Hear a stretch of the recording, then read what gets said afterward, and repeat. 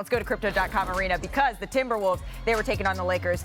This is a lot of Lakers, but I just want to say Naz Reid, 22 and 13 last night, was balling. But we're going to start opening possession LeBron James knocking down a deep three. Yep, and that was the last three we would see from the Lakers until the second half. But look, there was a lot of positive things. Their points in the paint were outstanding. They had 30 points in the paint in the first half, and that was impressive. If you're not going to shoot the ball well, you got to figure out something else to do. And look, Patrick Beverley, when you see him on the floor, it is just funny to me that it doesn't matter where he is, you still have the exact same reaction. 25 points, 11 rebounds in 25 minutes for LeBron James, 9 of 12 from the field. Let's go time winding down here in the first, Richard. Look, I like this. Anthony Davis was in the paint. He was dominating in the paint. I like it when Anthony Davis does this inside out. It doesn't mean backing you down. It means works his game, his inside game out, and they were looking for him in there. Let's go ahead to the second quarter. Davis here blows by Austin Reeves. Yeah, look,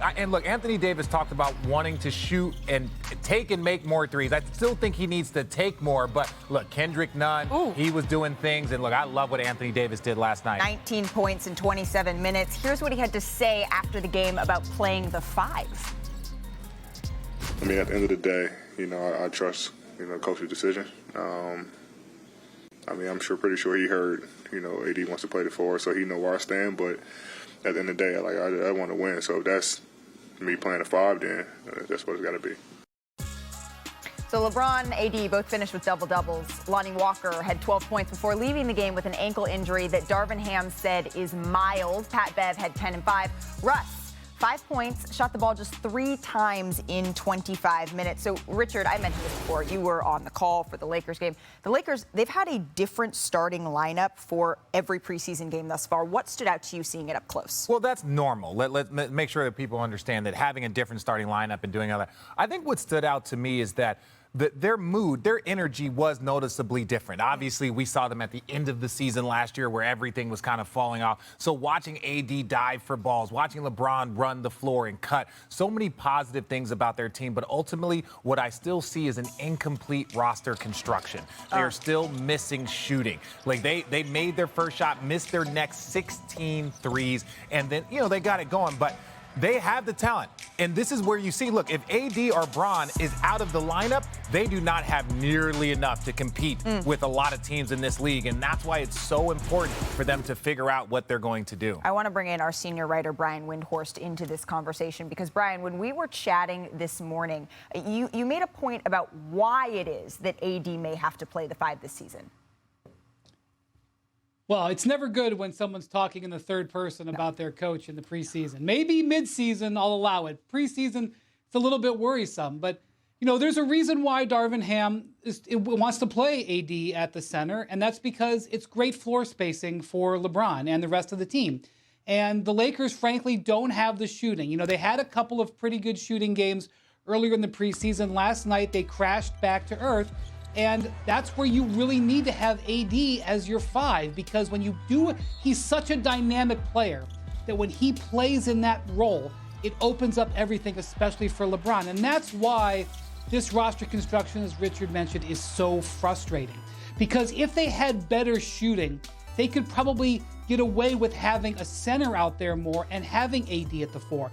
And even the centers that they've signed, Thomas Bryant, who's likely going to be their starting center, he has shown a little bit of an ability to shoot the three-pointer. He can spread the floor a little bit, but to be at their best, they're going to have to play AD at five. He doesn't like playing five. It beats him up. It wears down his body, and we know that is always an issue for him. So it's just really a symptom of the way they're built, and it's obviously something that Anthony Davis is not a fan of and hasn't been a fan of for a long time. Yeah, I do agree with you. This is a situation that they're going to be trying to address over the course of the entire season, but at least they know their reality here. The Lakers, they're going to have to find a consistent way to get their shooters the confidence to be able to knock down those long shots. But there, as your girl always knows, is always a bright side.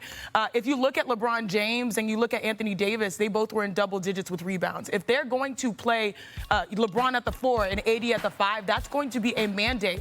And by hearing and seeing those stats, you start realizing, okay, they're buying into what Coach Darvin Ham is selling. They're attacking the rim defensively, getting those rebounds, pushing him up the court. LeBron is able to get to the rim. We know he can knock down a long ball, but the question is, like, can his teammates do that consistently? So you see some good. They can attack the paint with those two guys being their front court. But the question is obviously backcourt, but at least they know where their issue lies so that they can find strategic ways to address that as the season progresses. So I'm not sure if this Laker roster is done, right? We know this. I think there's a lot of conversation about Russell Westbrook. There's a lot of conversation about these 2 first-round picks that they're kind of bouncing around with. But, like, I just want to make sure, if you're not going to beat teams with skill, then you have to beat them with aggression, and you have to beat them with being, like, just a physical, grinded-out type of game. Is that what you want for a 38-year-old LeBron? Is that what you want from an Anthony Davis that has had some injury issues over the past couple of years? You want these guys to be grinding it out in the paint. You want them to be grinding it out in transition. No, they should be able to make a simple drive and kick it to somebody open. Let me give you an example. Kevin Durant. He's got Kyrie who can shoot. He's got Seth Curry. He's got Joe Harris that can shoot. So all of a sudden, Kevin Durant has amazing shooters around him, and he is a shooter. So even if you look at Luka Doncic, they surrounded him with shooters. LeBron James and Anthony Davis eventually at some point in time are going to need shooting, and I think last night just kind of highlighted a little bit more, and it puts Anthony Davis in a tough spot. Thank you for watching ESPN on YouTube. For live streaming sports and premium content, subscribe to ESPN+.